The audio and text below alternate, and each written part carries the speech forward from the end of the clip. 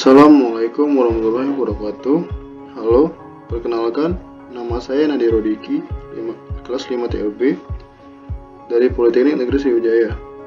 Dalam video kali ini, saya akan menjelaskan serba-serbi pasar dan uang. Di sini terdapat gambar, yaitu pasar online, model bisnis, dan uang. Definisi pasar. Pasar adalah tempat bertemunya pembeli dan penjual barang atau jasa. Dalam konsep tradisional, pasar diartikan sebagai tempat bertemunya penjual, supply, dan pembeli, demand, sehingga menimbulkan transaksi. Transaksi ini juga berupa pertukaran barang dan jasa dari penjual dengan alat pembayaran yang sah dimiliki oleh pembeli. Pasar offline, yaitu proses transaksi penjualan barang dan jasa secara langsung yang dimana produsen dan konsumen bertemu dalam suatu tempat untuk mewujudkan terjadinya proses transaksi jual beli. Sedangkan pasar online adalah suatu sarana atau pasar yang berfungsi sebagai tempat para penjual menawarkan barang atau jasa melalui jaringan internet. Di slide berikutnya terdapat jenis pasar. Di sini terdapat dua jenis pasar offline, yaitu pasar tradisional. Pasar tradisional merupakan tempat bertemunya penjual dan pembeli, serta ditandai dengan adanya transaksi penjual pembeli secara langsung dan biasanya ada proses tawar-menawar.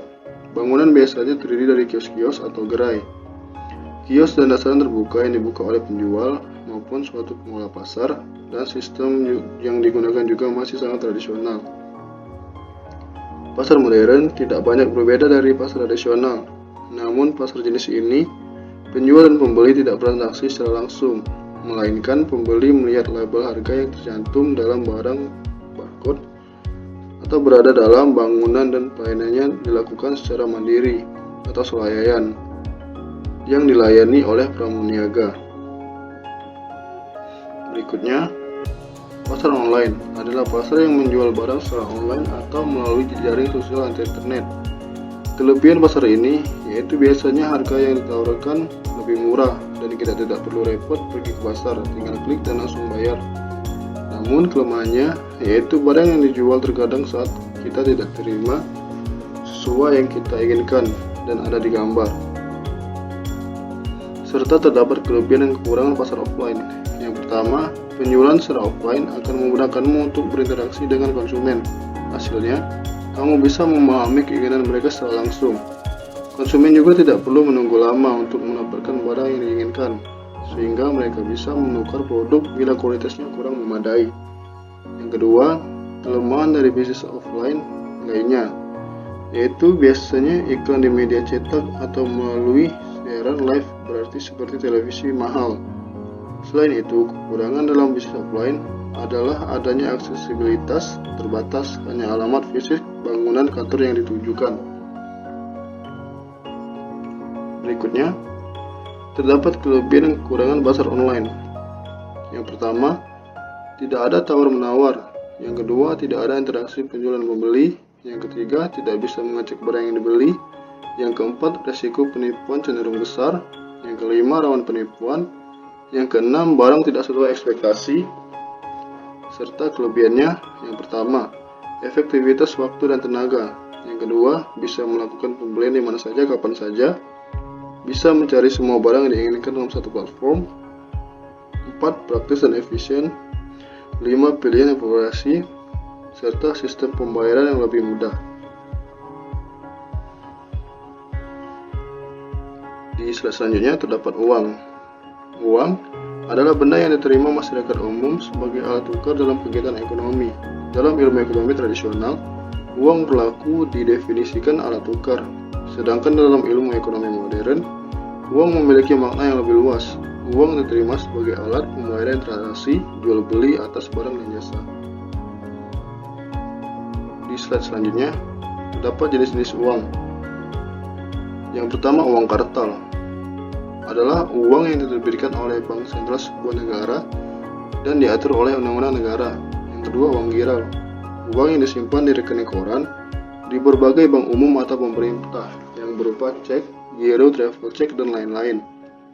Serta uang elektronik adalah uang yang telah dikonversikan secara digital oleh bank atau perusahaan tertentu dan dapat digunakan sebagai alat pembayaran. Cryptocurrency atau mata uang kripto, uang yang telah konversikan secara digital dengan teknik kriptografi atau pensandian dalam bentuk logaritma yang dijalankan dengan teknologi blockchain yang terdesentralisasi. Serta yang kelima, falas atau mata uang asing. Uang ini biasanya diterbitkan oleh bank sentral negara lain atau asing di luar tempat terjadinya transaksi perdagangan. Selanjutnya, e-commerce. E-commerce adalah segala jenis transaksi bisnis yang dilakukan secara online. Hanya saja, berbeda dengan marketplace, e-commerce hanya menjual barang dari situs itu sendiri dan bukan dari beragam penjual. Keuntungan utama yang bisa didapatkan dari bisnis e-commerce adalah kamu dapat melakukan bisnis dengan fleksibel. Selain itu, kamu juga bisa menjangkau target konsumenmu dengan lebih luas. Sedangkan marketplace adalah suatu platform di mana memiliki tugas sebagai perantara antara penjual dan pembeli untuk melakukan proses transaksi produk secara online.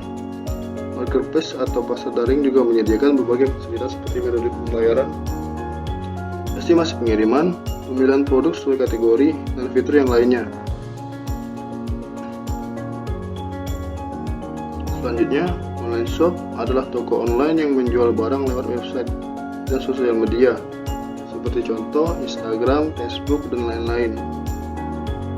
Berikut beberapa contoh marketplace yang cukup populer di Indonesia, seperti Shopee, Tokopedia, Bukalapak, Blibli, dan Lazada.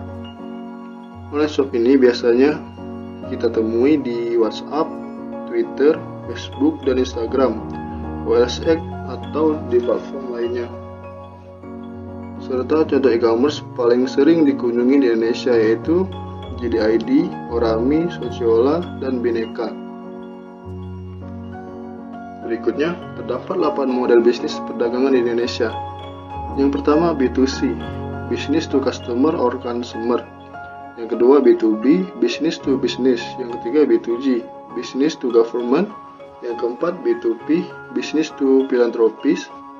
Yang kelima B-min, B or BCB atau business collapse business. Yang keenam B2C2 atau business to connect customer to customer. Yang ketujuh B connect B2 atau business to connect business to business. Yang ke-8 B2GP atau entrepreneur to consumer atau customer business government and philanthropist.